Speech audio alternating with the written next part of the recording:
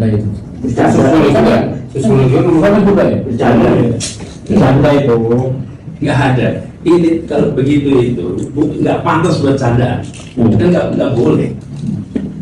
Kita aja dengarnya itu malu, marah, sedih. Gitu. Loh, orang tua kita itu loh. Ibu tunggal, saya nggak mau istilah canda ya. Ibu saya, orang tua. Dan ibunya Pak Ridwan Kamil itu ibu tunggal. Dan banyak yang kita ibu tunggal itu cara pandangnya itu salah fatal. Apa salah fatal? Negara kalau lihat ada ibu tunggal bukan mencari laki-laki untuk menyelesaikan masalahnya, tapi negara berpikir bagaimana membuat ibu tunggal itu mandiri. Kalau ibu tunggal mandiri maka masalahnya selesai. Kalau ada laki-laki yang mau menikahi itu baik-baik saja, itu proses alami lumrah. Tapi bukan negara yang mengatur. Pertanyaannya kemudian, mau gubernur, wakil gubernur dengan cara pandangnya begini. Dan kalau guyonan begini itu, nanti akan berulang.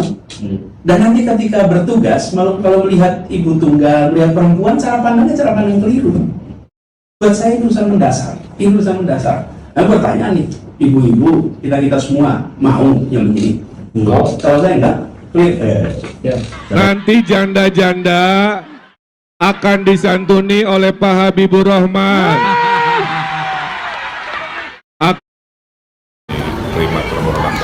Terima kasih. Kayak belajar dari calon wakil gubernur yang kasus kemarin ya. Nyinggung janda terus klarifikasi, minta maaf, hilaf. Ini saya ngomongin Kang Emil yang ngolok-ngolok janda, ngerendahin perempuan, bikin saya sama teman-teman kesel. Bilang janda ini nanti disantuni Pak ini. Janda akan diurus lahir batin oleh bang siapa? Saya udah mantengin Akang loh. Ini tweet-tweet Akang dari dulu emang ngomongin janda. Akang ngomong Polda apa? Janol apa? Saya mau mengingatkan ya, Bapak bukan orang Jakarta pula, KTP masih Bandung. Sekian. Merasa seorang janda ya, saya janda ditinggal mati. Nah seharusnya ya kagak boleh kayak begitu dong ngomong. Seorang janda saya merasa sakit ya, saya bilang itu. Ini bukan masalah ngomong masalah janda atau tidak janda gitu kan. Kita harusnya ya sebagai perempuan ya merasa dilecehkan saja gitu.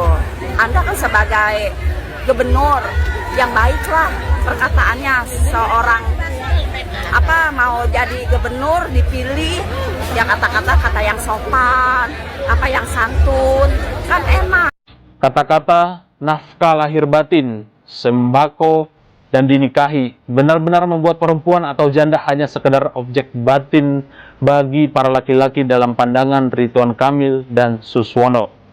Apalagi kata-kata tersebut diucapkan dengan nada yang sinis atau ketawa yang semakin memvalidasi jika niat Ridwan Kamil memang untuk merendahkan perempuan atau kaum janda, bukan malah memuliakan para janda. Saya mencoba mengulik-ulik apa sih penyebab seorang seperti Ridwan Kamil dan Suswono seringkali merendahkan perempuan atau janda pada konteks masa kampanye ini di Pilkada Jakarta. Dari beberapa sumber yang saya baca, kebiasaan merendahkan perempuan seringkali dikaitkan dengan pribadi yang memiliki gangguan narsistik, pick me boy, hingga mansplaining. Kita semua sepakat jika serangan verbal Ridwan Kamil ke para janda di Jakarta adalah sebuah indikasi yang jelas penyakit psikologis yang harus diwaspadai oleh semua orang, terutama perempuan-perempuan Jakarta. Dari sudut pandang gangguan narsistik, orang-orang seperti ini biasanya memiliki tingkat kepercayaan diri yang sangat tinggi hingga kelewat batas, sehingga suka merendahkan orang lain dan menganggap diri dan idenya lebih penting, meskipun ide itu tak realistis sama sekali untuk orang lain. Dari beberapa artikel yang saya baca, gangguan narsistik selalu penuh dengan imajinasi dan fantasi mengenai kesuksesan, kekuasaan, tampilan wajah, ketampanan atau kecantikan, dan pasangan yang sempurna. Orang-orang seperti ini selalu ingin dipuji dan dikagumi, merasa paling istimewa, merasa paling pantas diperlakukan spesial, miskin empati, merasa orang lain cemburu terhadap dirinya, hingga memiliki perilaku yang kadang arogan, tapi dibungkus dalam bentuk yang halus.